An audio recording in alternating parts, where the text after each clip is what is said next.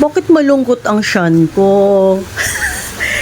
Kasi di makalabas ang tiyan ko. Ayan o, umuulan, pabaha na sa amin. Kung malungkot, gusto mo lutuan kita ng sopas? Ako okay ha. Ako okay sa acting.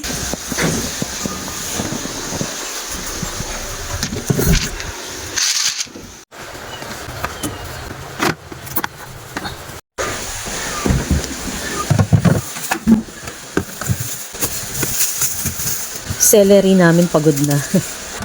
Ito, tira-tirang ham. Sali natin. Sayang naman.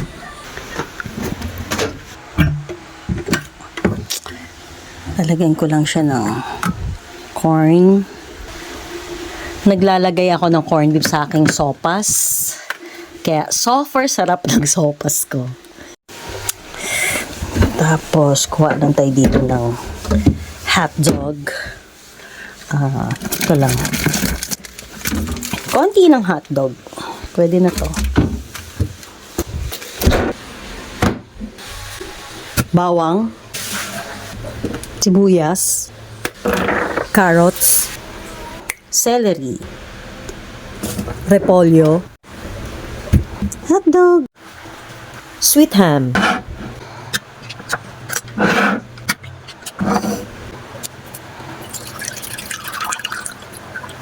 Ginigisa ko muna yung mga rekado ko bago ko pakuluan ang macaroni.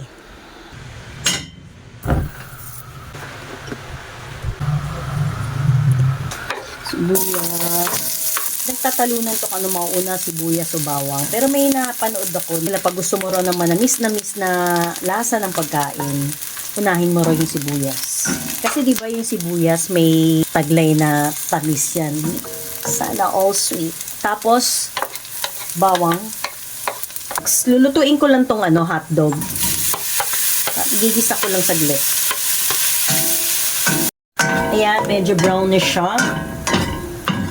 Ito naman, iinitin ko lang tong ham. Ililipat ko lang to bago ko igisa yung corned beef. Pwede nyo namang isabay na dito yung paggisa ng corned beef. Wala lang, bet ko lang siyang ilipat. Parang iinitin mo lang yung corned beef. Okay na yung pagkagisa ko dito. Lilipat ko na siya ulit. Naglagay na ako ng tubig para dito ko pakukuluan yung macaroni. Ako ngayon ilalagay ang macaroni. Palalambutin ko lang siya. Okay, kumukulo na siya. Al dente na siya. Ilalagay ko ngayon ang carrots.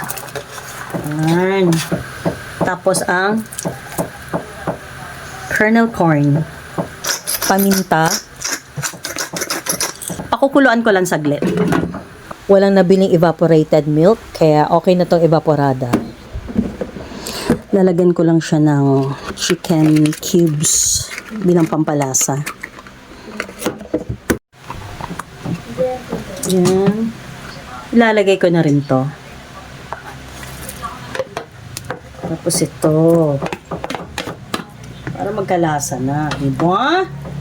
Sopas overload. Charot lang. Ganito ako magsopas. Kung ano lang yung available dito sa kusina ko, yan, pinagsama-sama ko lang. Ilang araw nang umuulan, di ako nakabili ng chicken ngayon.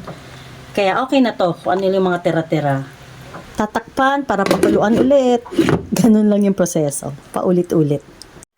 Lagyan ko lang siya ng basil, tsaka asin.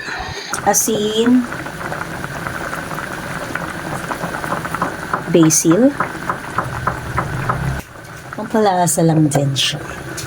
Lalagyan ko lang siya ng butter, margarine, keneme. Ayan. Tapos itong celery. Mix.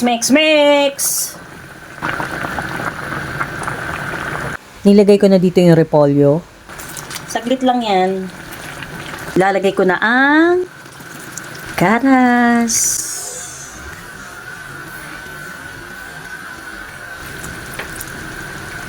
Pinanguhuli talaga yung gatas. Hindi kasi okay pag pinakuluan mo maigi yung gatas kasi magka-curdle yan. Curdle! Curdled blue. Yan, pwede na to. Tikman ko nga. Anong lasa? Sarap niya. Creamy. Natsugatas man.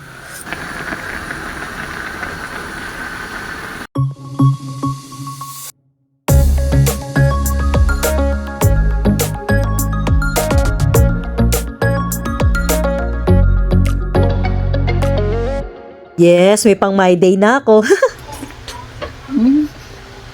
Masarap talaga. Alam, malaking tulong din kasi yung butter para maging creamy palalo yung sopas, no? Hindi ako naglalagay ng... Yung iba kasi naglalagay ng cream. Parang umay na yun. Ito, masarap talaga siya.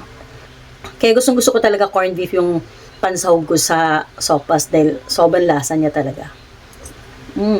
Kapag wala talaga akong mga rekado, mas pag gusto nila ng sopas, corned beef lang, kung may hotdog ka, optional na naman yung hotdog or ham, pwede naman yung corned beef lang, yun. Al dente pa kasi yung sopas, kaya masarap siya. Tapos yung carrots ko, half cook lang. Sarap. Asa na ba yung nag-request sa akin ng sopas? Sean! Halika na. Taste test! Kumain ka na. Request mo yan eh.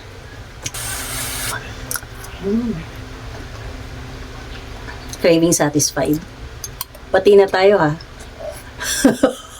Mag-aaway kami dyan kanina dahil yung gusto ko nga kasi yung carnation ang gusto ko talaga, uy teka lang, kinuha na.